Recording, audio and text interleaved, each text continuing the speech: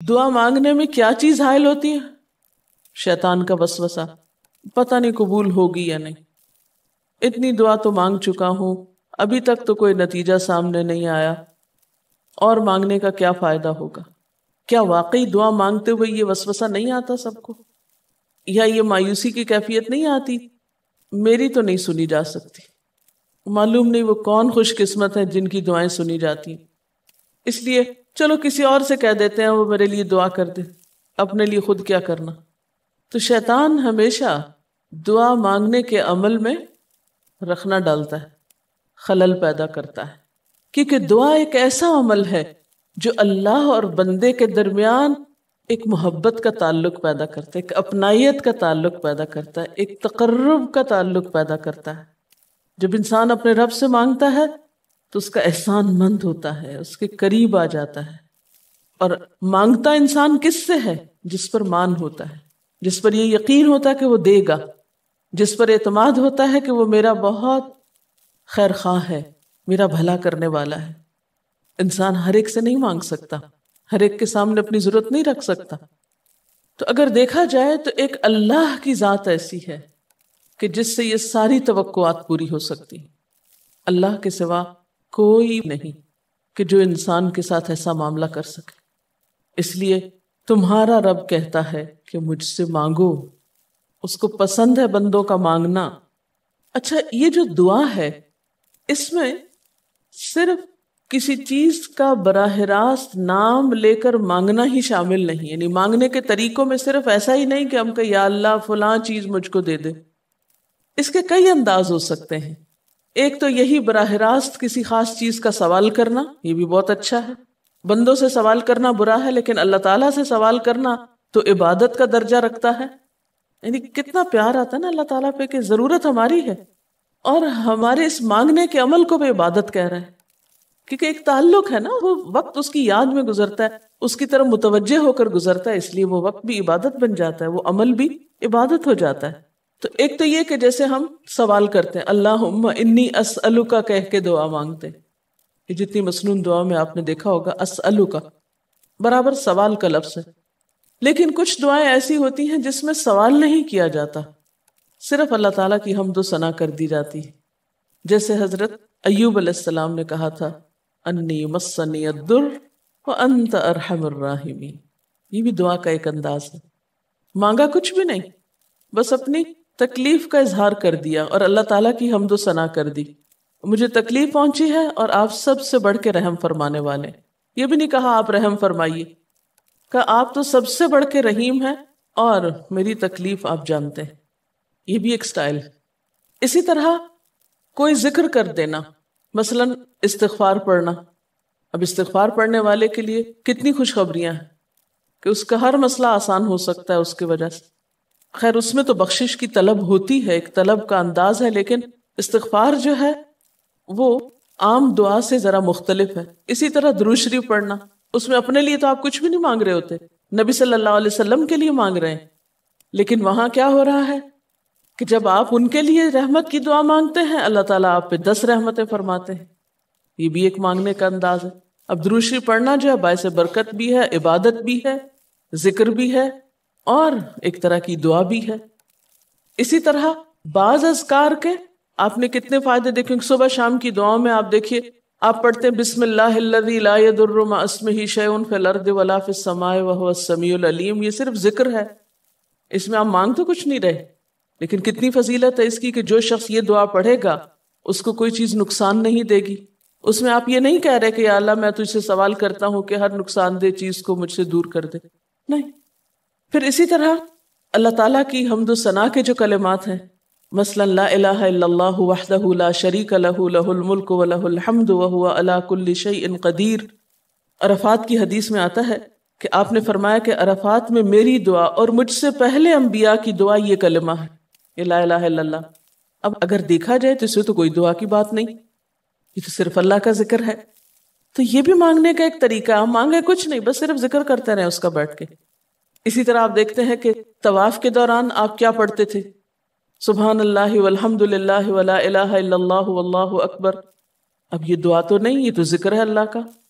تو اللہ تعالیٰ کا ذکر کرنا اس کی کتاب کی تلاوت کرنا، اس کو پڑھنا، علم حاصل کرنا، یہ ایسے اعمال ہیں کہ جن میں مشغول ہو کر انسان کے لیے کائنات کی ہر چیز دعائیں کرنے لگتی. طالب علم کے لیے بہت سی مخلوق دعائیں کرتی. آپ مشغول ہو گئے کسی اور کام میں، خدمت خلق میں یا علم حاصل کرنے میں، اور اللہ تعالیٰ کی مخلوق شروع ہو گئی آپ کے لیے دعائیں کرنا. عرش والے فرشتے آپ کے لیے دعائیں کرنے لگتے ہیں اگر آپ ایمان لا کر اچھے کام شروع کر دیں. تو اللہ سے مانگنے کے مختلف انداز ہیں، ڈائریکٹ مانگنا بھی اور مختلف عبادات کرنا بھی. اسی طرح وَاسْتَعِينُوا بِالصَّبْرِ وَالصَّلَاةِ، مدد مانگو صبر اور نماز سے. ٹھیک ہے، نماز میں انسان بہت سی دعائیں پڑھتا ہے، لیکن اگر مشکل وقت میں انسان صبر کے ساتھ نفل پڑھ کے اللہ تعالیٰ کا ذکر کرے اور اس کو سمجھ نہ بھی آئے کہ کیا دعا مانگو، کیونکہ بعض پریشانیاں ایسی ہوتی کہ انسان منہ سے کچھ نکال بھی نہیں سکتا، تو یہ نماز بھی کافی ہو جائے گی. وَقَالَ رَبُّكُمُ ادْعُونِي، اور تمہارا رب کہتا ہے مجھے پکارو. اور پکارنے کے کئی انداز ہیں. دل ہی دل میں پکارنا بھی آتا ہے، چپ کے پکارنا بھی آتا ہے، اونچی آواز سے پکارنا بھی آتا ہے، اکیلے پکارنا بھی آتا ہے، سب کے ساتھ مل کے دعا کرنا بھی آتا ہے. کوئی دعا مانگ رہا ہو تو آمین کہنے سے بھی بات بن جاتی.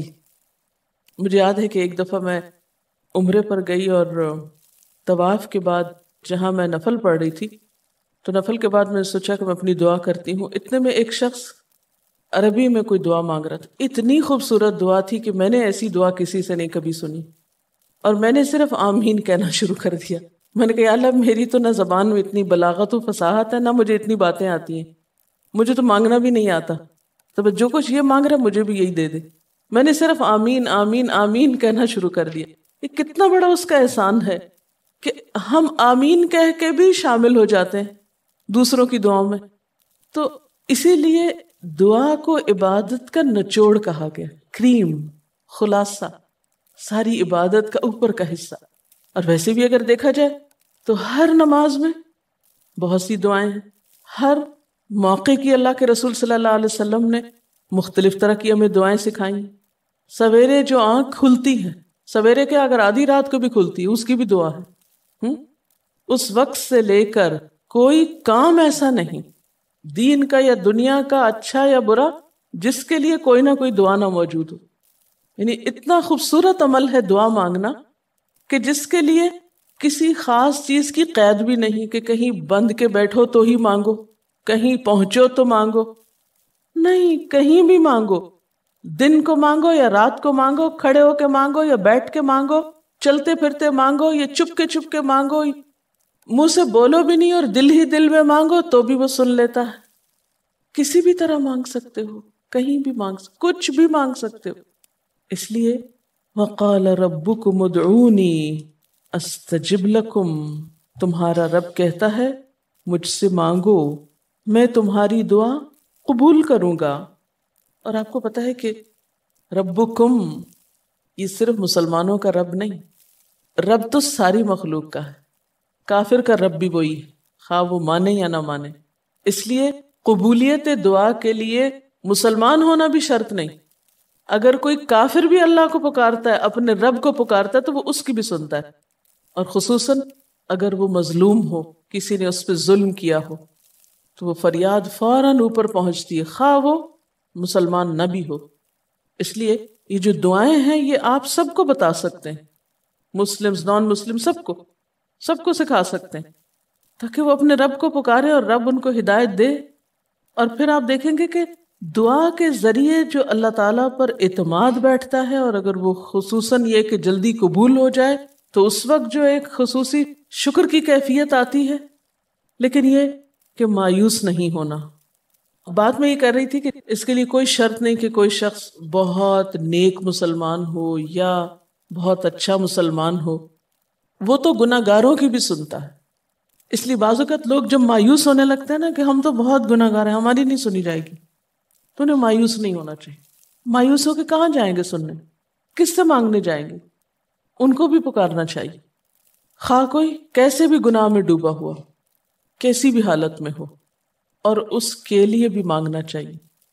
حتیٰ کہ کافر جب تک زندہ ہے اس کی صحت کے لیے، اس کی ہدایت کے لیے، اس کی خیرخواہی بھلائی کے لیے بھی آپ خوب دعائیں مانگ سکتے ہیں۔ آپ صلی اللہ علیہ وسلم ابو جہل کے لیے بھی دعا کرتے تھے، یا حضرت عمر کے لیے کہتے تھے کہ ان دونوں میں سے کسی ایک کو تو ضروری ہدایت دے۔ تو دعا ہر حال میں فائدہ دیتی ہے، ان مصیبتوں میں بھی فائدہ دیتی ہے جو اتر چکی ہیں، ان میں بھی دیتی ہے جو نہیں اتری۔ دعا تو ابلیس کی بھی قبول ہوئی تھی، اس نے قیامت تک زندگی کی دعا مانگی تھی، اس کی بھی قبول کر لی گئی۔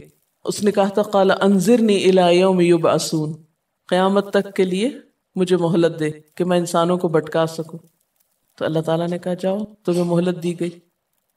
اس لیے یہ خیال تو اپنے دل سے سب نکال دیں کہ ہماری دعا نہیں قبول ہوتی، سب کی ہو سکتی، شرط یہ ہے کہ آپ واقعی دعا مانگ رہے ہوں۔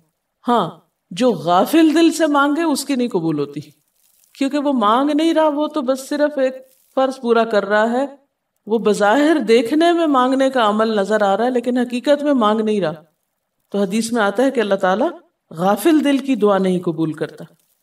بس کچھ ادب یہ ضرور سکھائے گئے کہ انسان قطع رحمی کی دعا نہ کرے، گناہ کی دعا نہ کرے، غلط کاموں کی دعا نہ کرے، اور پھر ساتھ یہ کہ دعا کرنے کے بعد مایوس نہ ہو، دعا میں جلد بازی نہ کرے، کیونکہ اللہ تعالیٰ نے قبولیت دعا کا وعدہ کر رکھا ہے۔ استجب لکم، میں قبول کروں گا تمہاری دعائیں۔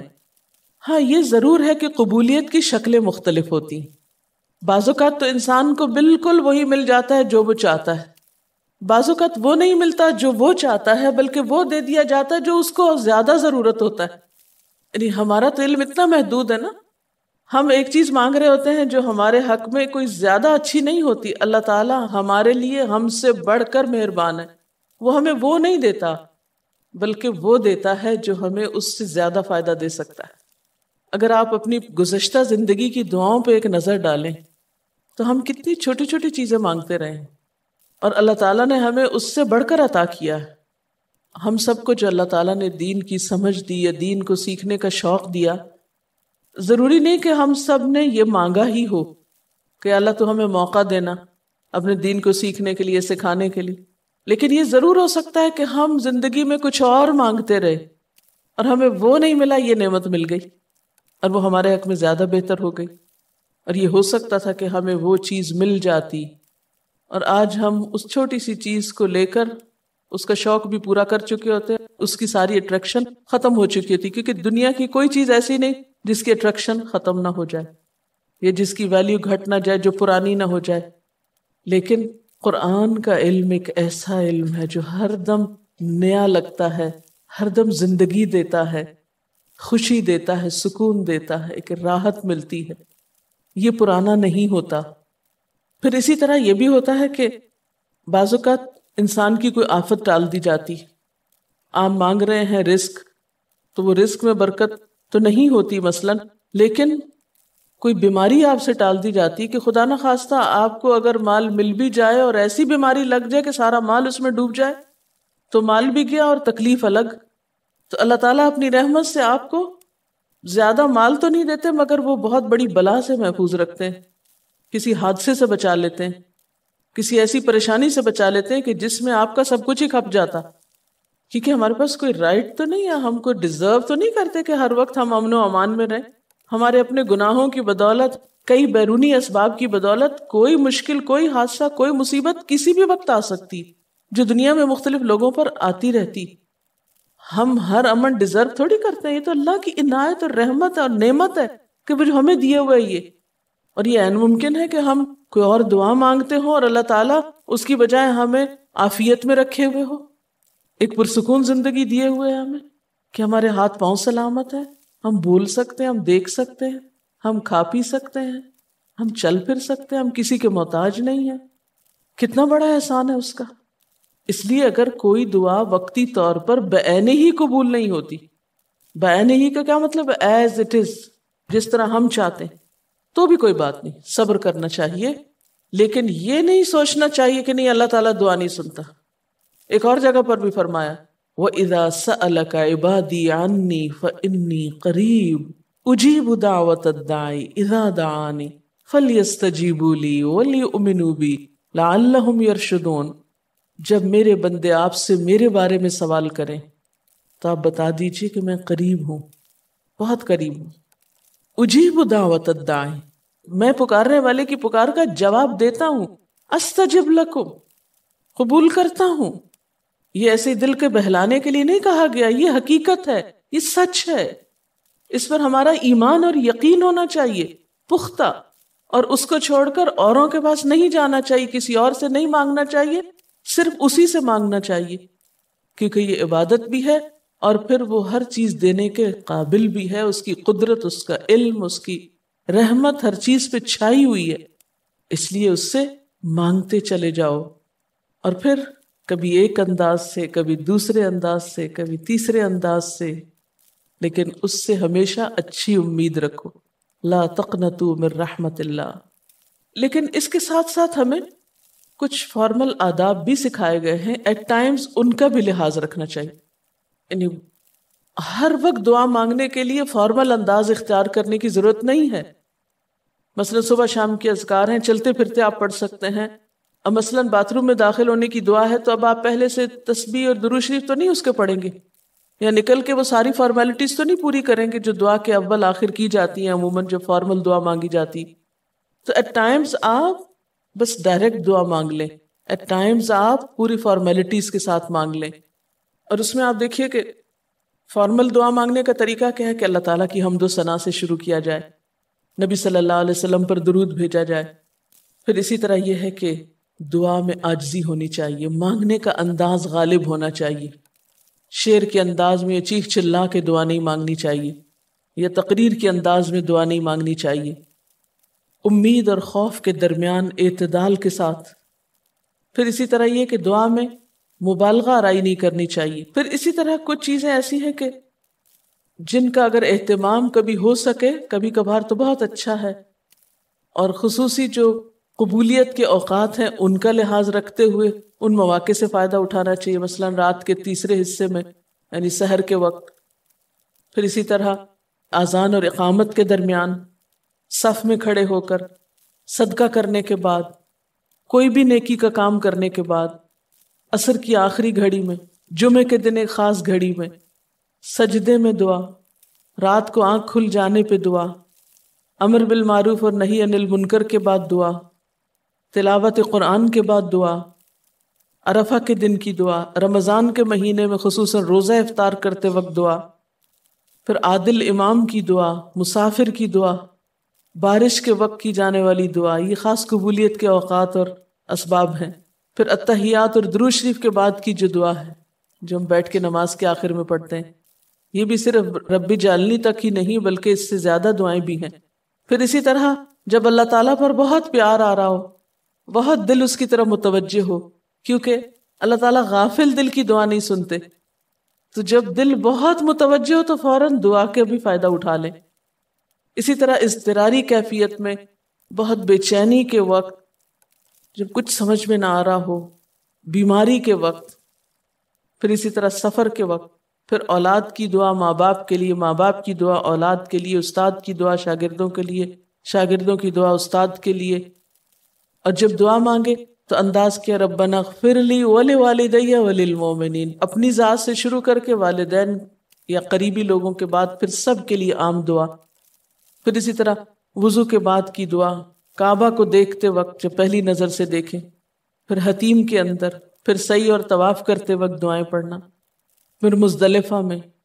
لیکن یاد رکھیے کہ ان قبولیت کے خاص مواقع اور مقامات کے علاوہ دعا تو کسی بھی وقت کی جا سکتی اور کوئی بھی گھڑی قبولیت کی گھڑی ہو سکتی. اس لیے ہمیشہ دعا مانگتے وقت یہ یقین رکھیں کہ اللہ تعالیٰ قبول کرے گا. مایوسی کے ساتھ دعا نہ ہو، کیونکہ جتنی ہماری دعا کے اندر یقین کی کیفیت ہوگی اتنا ہی انشاءاللہ قبولیت کے چانسز زیادہ ہوں گے. یعنی عزم کے ساتھ دعا مانگنی چاہیے. یہ نہیں کہنا چاہیے یا اللہ تو چاہے تو قبول کر، نہیں چاہتا تو نہ کر. یہ نہیں کہنا چاہیے کبھی بھی. نہیں، یا اللہ تو کر سکتا ہے تو قبول فرما. پھر اسی طرح آپ دیکھیں کہ مظلوم کی بد دعا جو ہے وہ بہت تیزی سے قبول ہوتی. کہتے ہیں نا مظلوم کی بد دعا سے بچو کیونکہ وہ کہاں جا پہنچتی ہے؟ 7ویں آسمان تک. اور پھر آپ دیکھیے کہ نبی صلی اللہ علیہ وسلم نے فرمایا لا يرد القضاء الا الدعاء، قضاء کو کوئی چیز نہیں ٹال سکتی مگر دعا، یعنی تقدیر بھی بدل دیتی۔ آپ صلی اللہ علیہ وسلم نے فرمایا آدمی جب کبھی اللہ سے دعا مانگتا ہے اللہ تعالیٰ اسے یا تو وہی چیز دے دیتا ہے جس کی اس نے دعا کی تھی، یا اس درجے کی کوئی بلا آنے پہ اس سے روک دیتا ہے۔ آپ صلی اللہ علیہ وسلم نے فرمایا بندے کی دعا قبول کی جاتی ہے بشرطے کہ وہ کسی گناہ کی یا قطع رحمی کی دعا نہ کرے اور جلد بازی سے کام نہ لے۔ عرض کیا گیا جلد بازی کیا ہے یا رسول اللہ؟ فرمایا جلد بازی یہ ہے کہ آدمی کہے میں نے بہت دعا کی مگر میں دیکھتا ہوں کہ میری دعا قبول ہی نہیں ہوتی، اور یہ کہہ کر آدمی تھک جائے اور دعا مانگنی چھوڑ دے۔ نہیں، دعا سے کبھی نہ تھکے، اس لیے کہ اللہ کی نگاہ میں دعا سے بڑھ کر کوئی چیز باوقت نہیں۔ لیس شیء اکرم علی اللہ من الدعاء۔ اور پھر خصوصاً اللہ کا فضل مانگنا، قرآن پاک میں بھی اللہ تعالیٰ فرماتے ہیں وَاسْأَلُوا اللَّهَ مِنْ فَضْلِهِ، اللہ سے اس کے فضل کا سوال کرو۔ پھر اسی طرح عافیت کی دعا کہ اللہ تعالیٰ ہر حادثے مصیبت تکلیف پریشانی سے بچا کر رکھے، یہ دعا بھی بہت پسندیدہ ہے اللہ تعالیٰ کے نزدیک۔ آپ صلی اللہ علیہ وسلم نے فرمایا دعا ہر حال میں فائدہ دیتی ہے، ان بلاؤں کے معاملے میں جو نازل ہو چکی اور ان کے معاملے میں جو نازل نہیں ہوئی، بس اے بندگان خدا تم ضرور دعا مانگا کرو۔ اور پھر آخری بات کہ تم میں سے ہر شخص کو اپنی ہر حاجت اپنے رب سے مانگنی چاہیے، حتیٰ کہ اگر جوتی کا تسمہ بھی ٹوٹ جائے تو بھی اللہ تعالیٰ سے دعا کرے، یعنی چھوٹی چھوٹی چیزوں میں بھی جب ضرورت پیش آئے تو اللہ کی طرف رجوع کرے۔ وَقَالَ رَبُّكُمُ ادْعُونِي أَسْتَجِبْ لَكُمْ، اور تمہارا رب کہتا ہے کہ مجھے پکارو، مجھ سے مانگو، میں تمہاری دعا قبول کروں گا۔ ان الذین یستکبرون عن عبادتی، بے شک وہ لوگ جو میری عبادت یعنی دعا سے تکبر کرتے ہیں، یعنی مجھ سے تکبر کی بنا پر نہیں مانگتے، جیسا کہ حدیث میں بھی آتا ہے من لم یسأل اللہ یغضب علیہ، جو اللہ سے نہیں مانگتا اللہ اس پہ غضبناک ہوتا ہے، یعنی جو دعا نہیں کرتا اللہ تعالیٰ اس سے ناراض ہوتا ہے، کیونکہ وہ تو بے تعلق ہو گیا نا اپنے رب سے نہ مانگ کر، اور خصوصاً تکبر کی وجہ سے۔ ایسے لوگوں کی جزا کیا ہے؟ سیدخلون جہنم داخرین، ان قریب وہ جہنم میں ذلیل و خوار ہو کر داخل ہوں گے۔